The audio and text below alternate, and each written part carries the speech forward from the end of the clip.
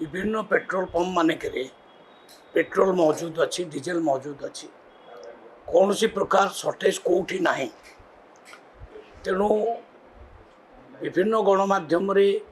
विभिन्न प्रकार न्यूज बाहर कारण मिडिल ईस्ट रे जो प्रकार युद्ध चली नहीं विभ्रांतिक तथ्य परिवेशन होची न्यूज देखिली कौटी सर्टेज ना सफिशिएंट तेल आमर अच्छी मौजूद अच्छी तेणु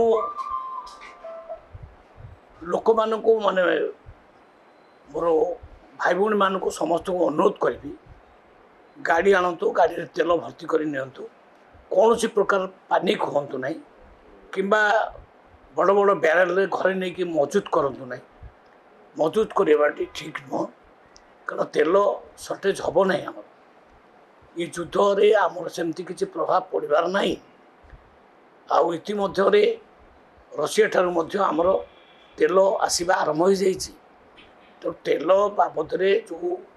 विभ्रांतिकर तथ्य समाज अच्छी प्रकाश होची गणमाध्यम भी होची मुझे ये कहूँ चाहे जे आमर राज्यवासी माने भाई भौणी माने केवल सरकारी तथ्य को आ विश्वास को नियंतु ये बेसरकारी तथ्य उपर विश्वास करूँ ना सफिशिएंट तेलर व्यवस्था अच्छी कौटी भी असुविधा ना जोटी किसी न्यूज देखुली मु सका कि जो न्यूज देखु आपण मैंने लाइन लगी से सब ये प्रकार न्यूज भी बाहर को जावापर लोकों भितर गोटे छानिया बसाई जे आगामी मासे 2 मास पर तेल मिल ना सेमती किसी हबार ना तेल सफिशिएंट मिल केबे भी असुविधा हम ना आम से प्रस्तुत अच्छु आवश्यक पड़े कला बजारी मान आम पूरा नजर रखीचु एक्शन भी दरकार पड़े आम सरकार पूरा तेल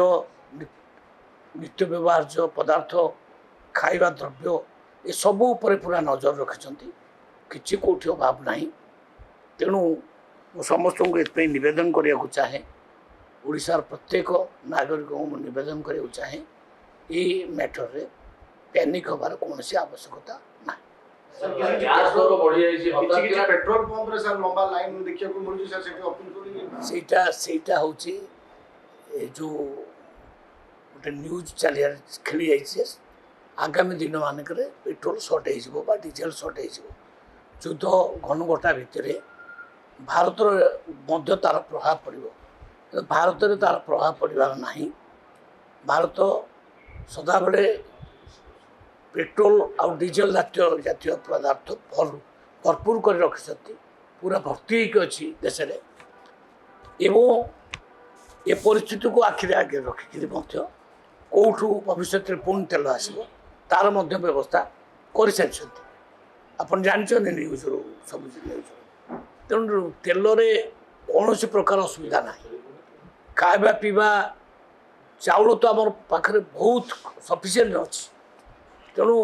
खाद्य पदार्थ तेल कौथर अभाव ना तेणु ये सब विभ्रांतिकर तथ्य उपर न माने विश्वास न करने मु गणमाध्यम जरिया लोक मान को निवेदन कर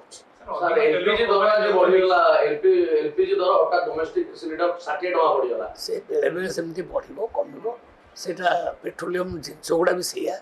केतेले बढ़िबो केतेले कमिबो किंतु माने मौजूद अच्छी सफिशिएंट अभाव ना मौजूद अच्छी किसी कथा नहीं किंतु वर्तमान जो बोलता है गैस बढ़िगला अपन काली सका যদি पेट्रोल बढ़ी जाए तब से सामग्री निश्चय दर वृद्धि हो एटा सर युद्धर इफेक्ट कि एटा युद्धर इफेक्ट जो दर बढ़ी नहीं ये जो रेटा सामयिक भाव में टे बढ़ी मु मानुची किंतु ये नहीं कि कौन सी प्रकार विभ्रांतिकर तथ्य न आसवा दरकार जो जमा मिल आगे 2-3 मास पर पूरा बंद हो मो गाड़ी तेल मिल नहीं तेणु आणिक ब्यारेल घरे रखिदि से सब जिन न करूँ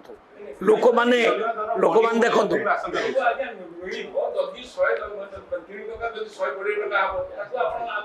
नाई नाई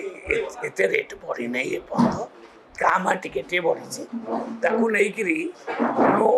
विभ्रांतिकर तथ्य जो लोक मान पाखे पहुँचुची ଯେ ଆଗାମୀ ଦିନରେ ମିଳିବ ନାହିଁ, ସେମିତି ନୁହେଁ। ସଫିସିଏଣ୍ଟ ତେଲ ଅଛି। सर सब्सिडी दवा ପାଇଁ ଦାବି କରିଛନ୍ତି ସୁଲତା ଦେବ ଦର ନ ବୃଦ୍ଧି କରିବେ ଏ ଯୋଉ ଗ୍ୟାସ୍ ଗ୍ୟାସ୍ ଦର ନାଇଁ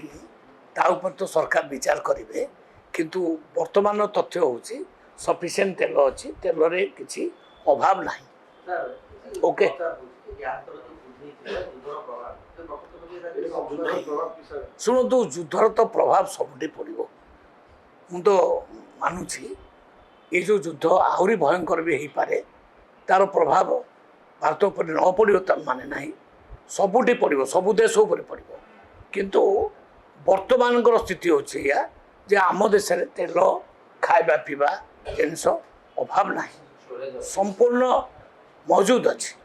ସଫିସିଏଣ୍ଟ ମହଜୁଦ ଅଛି। ସାର୍ ଯୋଉମାନେ ତେଲ ଅଧିକ ନଉଛନ୍ତି ସାର୍ ଅଧିକ ଆମାଉଣ୍ଟର ନଉଛନ୍ତି ସେମାନଙ୍କୁ ସାର୍ ଆପଣ ଅପିଲ କରିକି ମୁଁ ତାଙ୍କୁ ଅପିଲ ତ କରୁଛି। ପେଟ୍ରୋଲ ପମ୍ପ ଆଜି କହିବାର